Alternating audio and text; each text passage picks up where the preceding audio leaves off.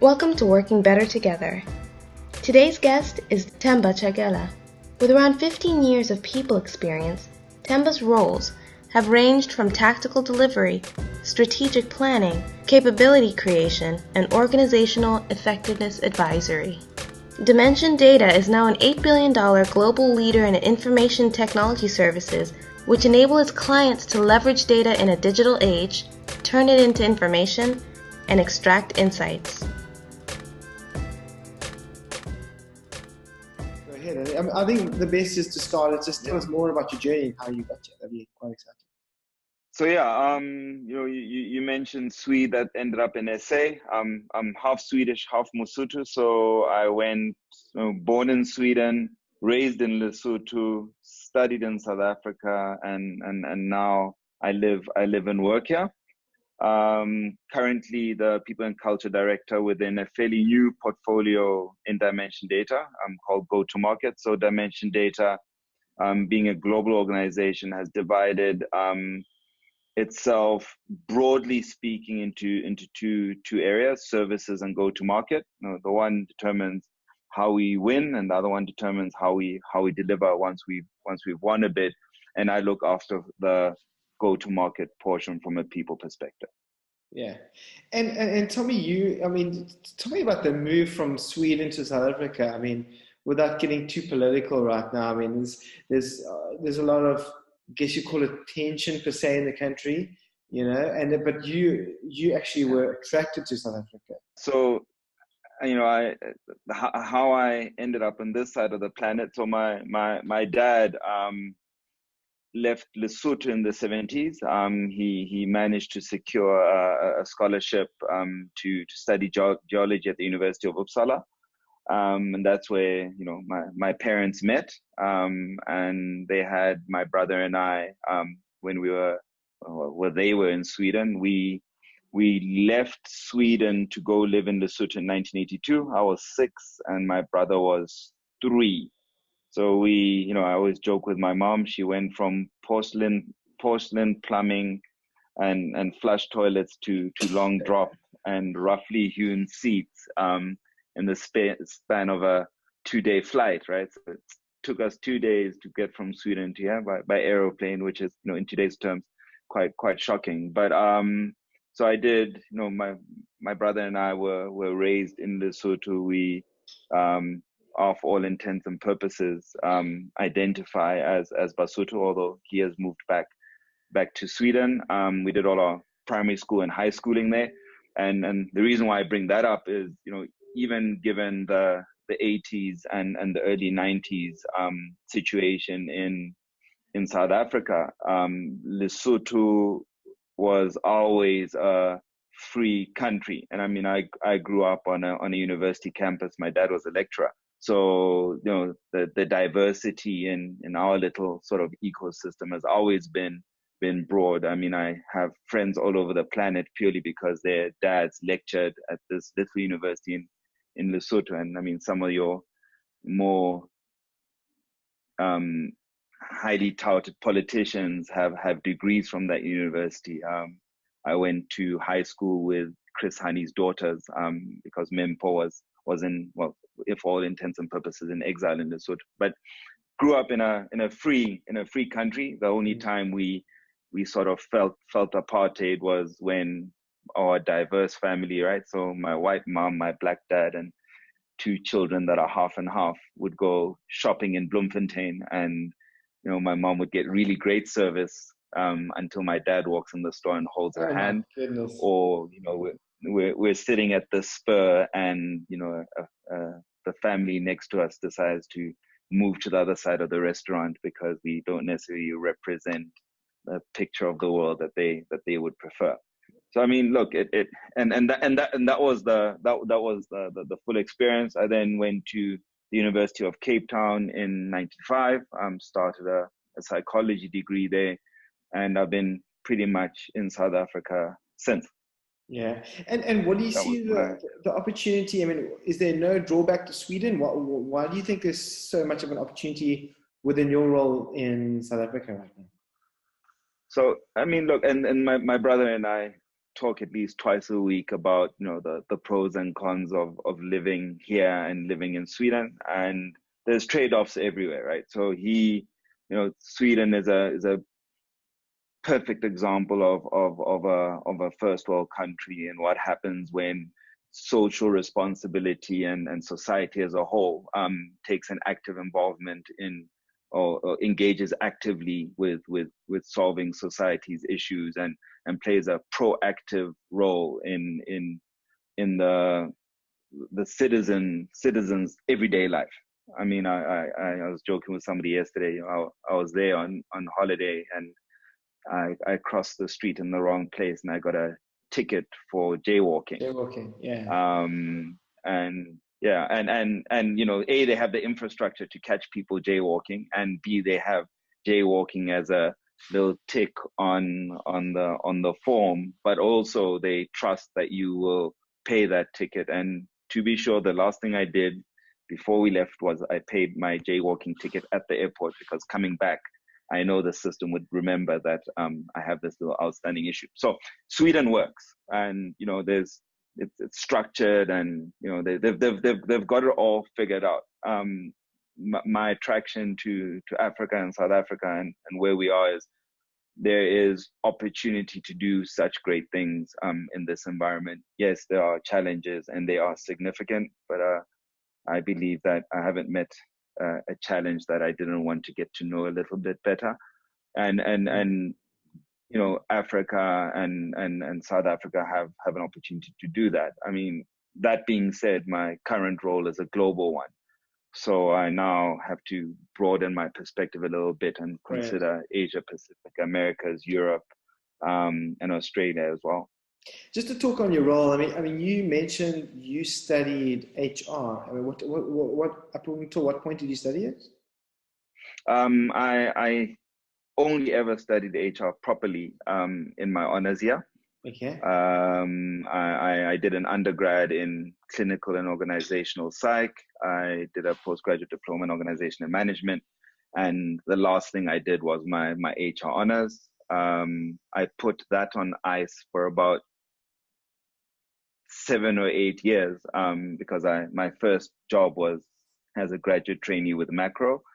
So I went into retail. First thing I ever did as an employee was scan in. No, sorry, not even scan in. That came later when I was promoted. But I booked in trucks from the security booth at Macro Milnerton because that was how. Yeah, but that's how their program was designed. So they designed their program around the flow of paper, and everything starts at goods receiving and ends when the customer walks out happy from the store. So just, I mean, your current role now and where you see the future of work going, do you think those studies have helped you? I mean, do you think they add any value? Or do you think, I mean, just in terms of up and coming people that want to maybe study that, is it of any worth, the progression of HR and people? So at my graduation, and Dr. Mampelo was the outgoing vice chancellor. At her graduation speech at my graduation was, a small apology to, or an honest conversation around how universities set up students for the real world of work. And she happened to bring up my degree, which was a social science degree, as one of those degrees that don't necessarily set you up for a clear path in the same way engineering or architecture or medicine does. I would argue against that now in hindsight, other than my dad looking at me going, but what did I just pay for? That the subjects that you do in social science. So my favorite subjects, philosophy, politics at a broad level. I obviously had psychology, both industrial and clinical. Those subjects have framed how I think and how I approach the world of work. And if you look at where we're heading now, where STEM subjects are important, you get overseas, you're getting a move towards STEAM. And the A that's been added is actually for the arts. where you learn how to problem solve and how to think. And I don't think I would think the way I do if I hadn't done those subjects and hadn't done the degree. The honors was largely like any other postgraduate degree, was largely around the discipline of HR, labor relations, and those mechanistic administrative areas. The things that we're doing now, that stuff is assumed. What you need to think about now is how do you get people to engage with an organization from a head, hearts, and hands perspective. And for me, that's more psychology than it is labor relations. Yeah, and that's actually a good point when you're saying, I mean, what we found often is that, HR is often seen as an administrative role.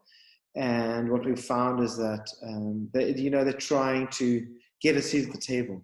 And what I want to ask you, I mean, it sounds like you're getting a seat at the table right now. What advice would you give to up-and-coming people within HR that want to, affect and make a change within the company? What do you suggest to them to like have that seat?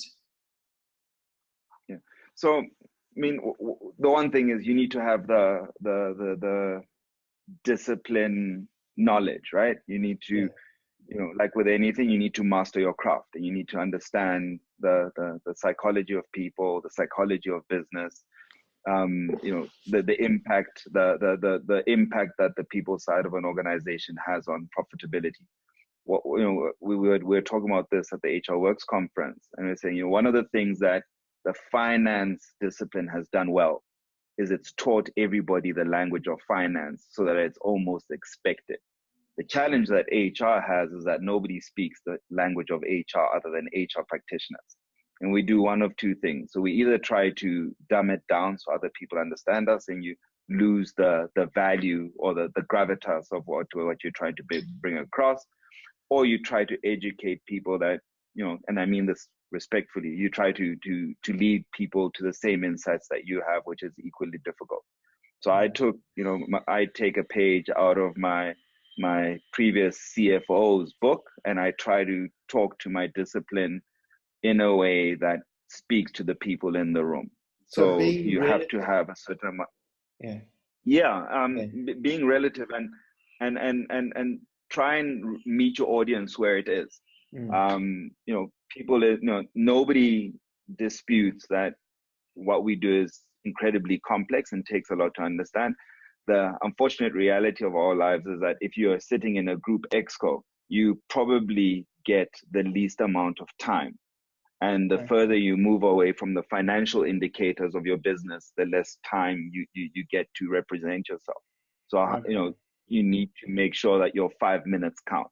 Yeah. So I can imagine two insights we've seen is one is obviously data, showing how the data affects the organization. And then another one that we've seen time and time again is that I think HR or the people operations per se is almost seen as a cost center. And almost like there should be a way to demonstrate the value of how this can affect profit.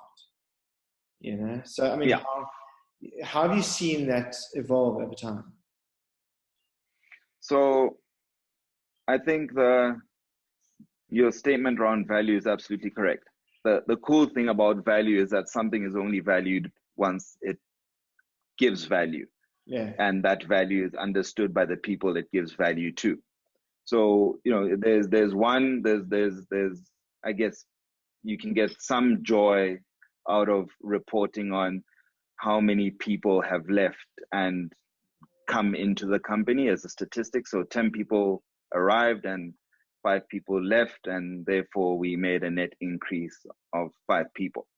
Mm-hmm. The real conversation should be, we lost 10 people, 3 of them left for this reason, 5 of them left for that reason, and 2 actually left because of their direct manager.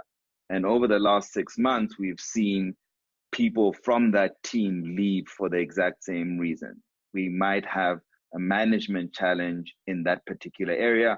And guess what? That particular area is a critical growth area for this business, and we can't keep losing people there. So we need to put some HR and business steps in place to stop the bleeding and prevent scarce skills from leading our organization. That for me is more exciting than 5 minus 10 minus 5.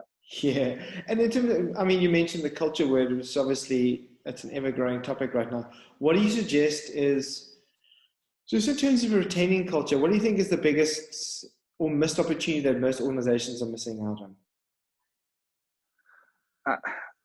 I think we might be underestimating the impact the relationship between an employee and their direct manager has on culture.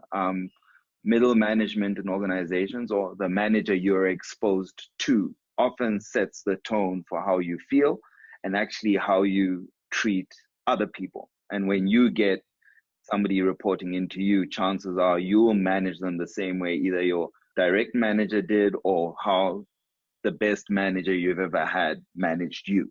And I think that might be a bit of a hidden gem or a bit of an Easter egg that organizations might be looking to unlock, to go, what does our management muscle look like and how does that influence talent in our organization? Are you saying it's that? Yeah. Sorry, jump in. Are you saying it's more top down as opposed to bottom up? Whereas, the influence is top down, where the top management have a say, but you're saying the people like speaking up don't really get to give feedback around the manager. I think there's two things, right? So I've never had a direct report that was afraid to tell me when I'm not managing them the way they would expect me to manage them, or raise the issues with me. I can imagine that in some instances that's incredibly difficult. And as a manager, you should actually be setting, allowing the space for robust conversations to happen. So it can't always be a one-way conversation. So, the short answer to your question is it needs to be trickle down and bubble up, not forced down and, to at the expense of the employee.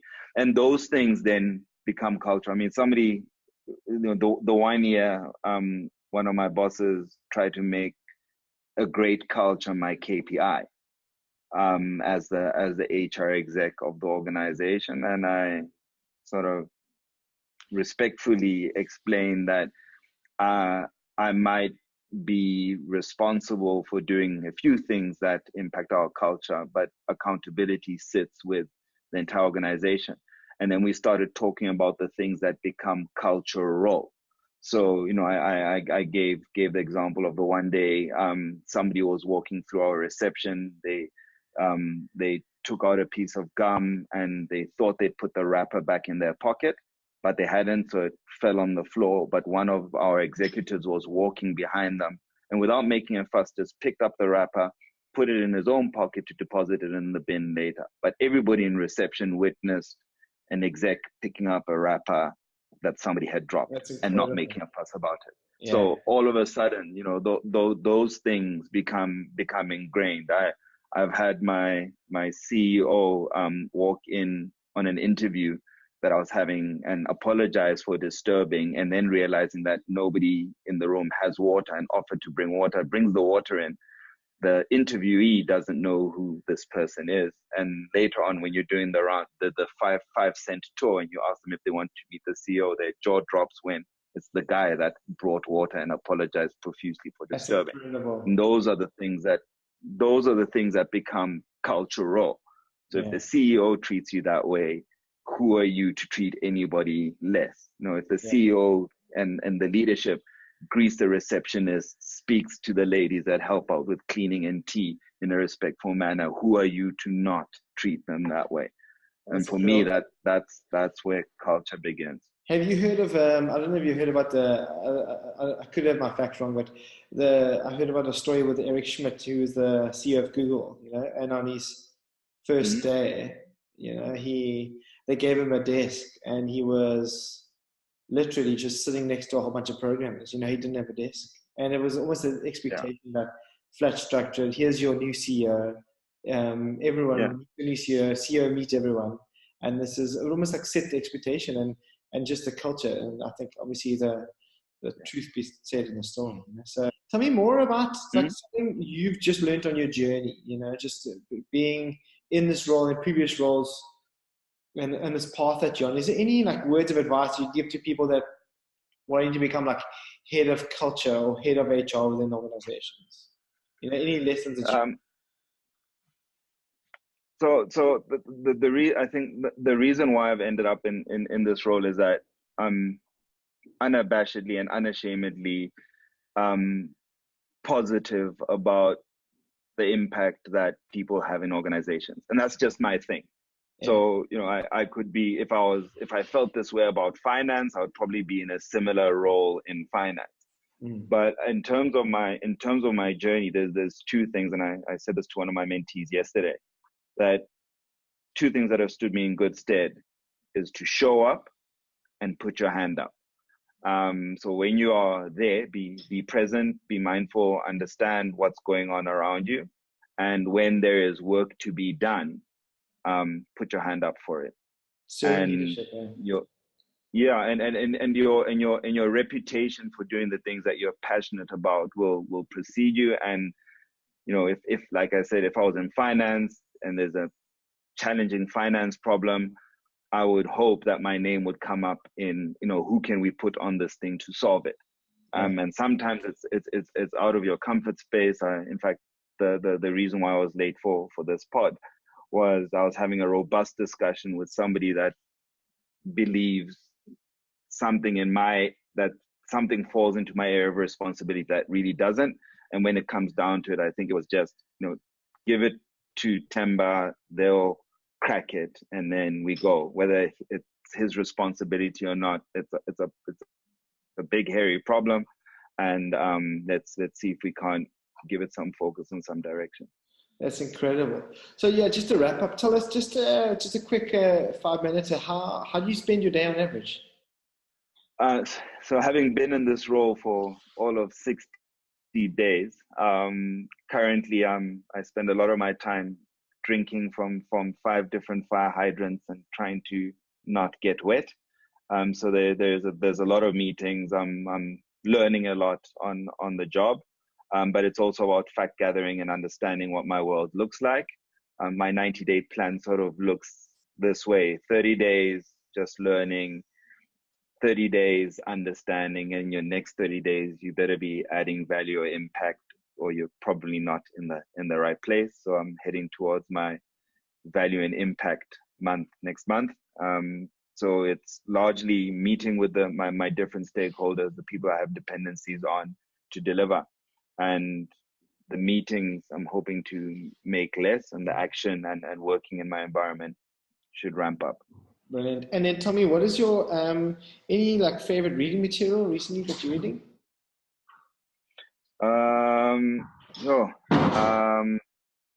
I haven't picked it up yet because no exclusive books has it, but I'm looking for the Meditations of Marcus Aurelius. Some reading on Stoicism. It came up in a conversation the other day. Yeah. So Stoics are the guys that take a vow of silence until they understand something and only speak when they do, broadly speaking, right? Yeah. And then I'm busy with multipliers. Also hunting for teams of teams. And for fun, I'm reading Rogue by Trudy Canavan. It's a sci-fi fantasy novel. And any book that's actually impacted yourself, in the past, something that's just some book that's almost like your go-to that you've. So the one that really impacted me, and I think it's shaped my thinking. A couple of years, in fact, it's over 10 years ago now. I was given a copy of The Fifth Discipline, Peter Senge. Yeah. And that book, just systemic thinking versus systematic thinking, blew my mind, and I tried to adopt those principles. And then Sun Tzu's Art of War.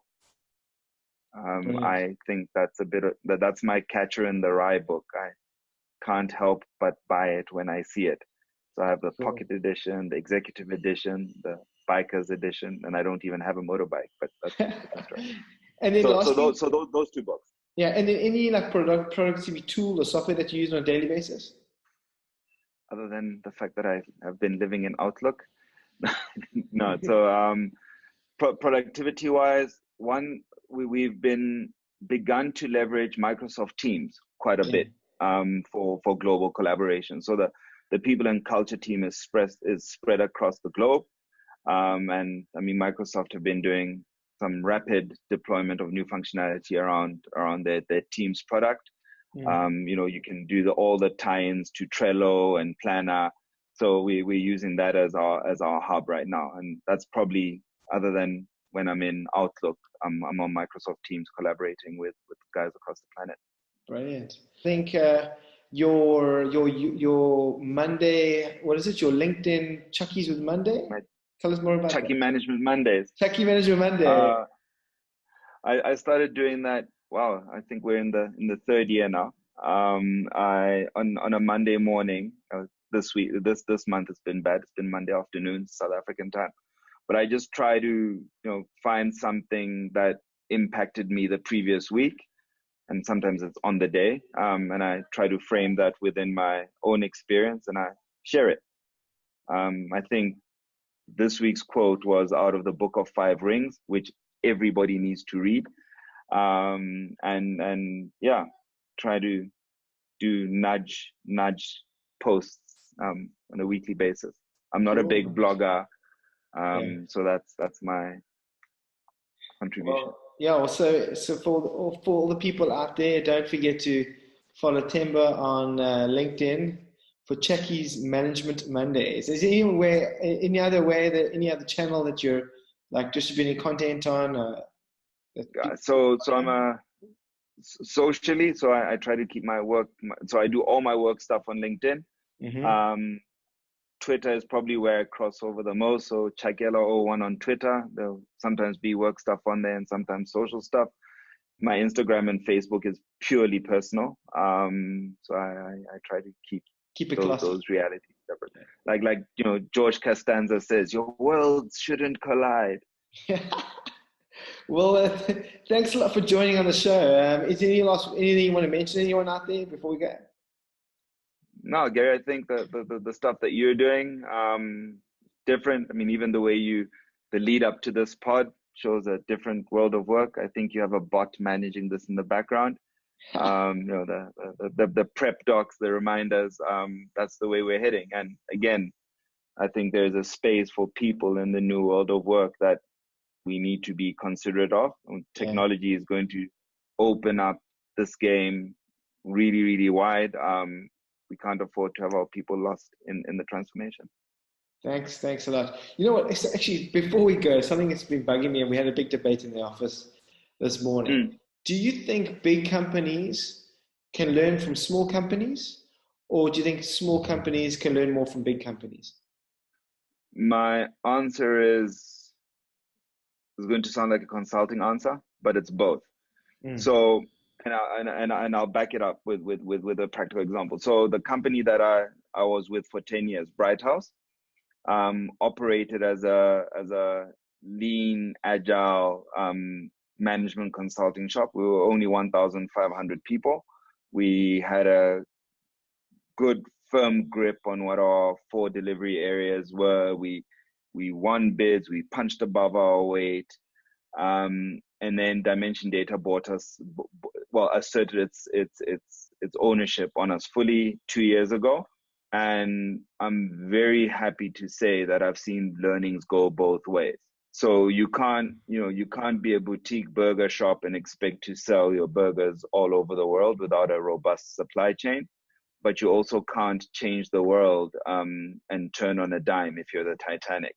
So, Brilliant. I'm sitting in the fortunate position that I sit in, I can literally sit and watch this thing unfold and watch how Bright House influences the way Dimension Data thinks, and watch how Dimension Data helps Bright House conceptualize it, and realize its global aspirations in a way it couldn't have done on its own. So I think learning has to cut both ways. And my favorite personal example of this is that in our Bright House business, and this cuts across age and everything, one of the best partnerships we have is between a gentleman that's in his late 60s and a grad that's in her early 20s. And together they are much better than they are alone. And it has to be the same for big business and small business. Brilliant. That is such an amazing story. So thanks a lot for your time. Give us a high five. Thanks, Jerry. High five.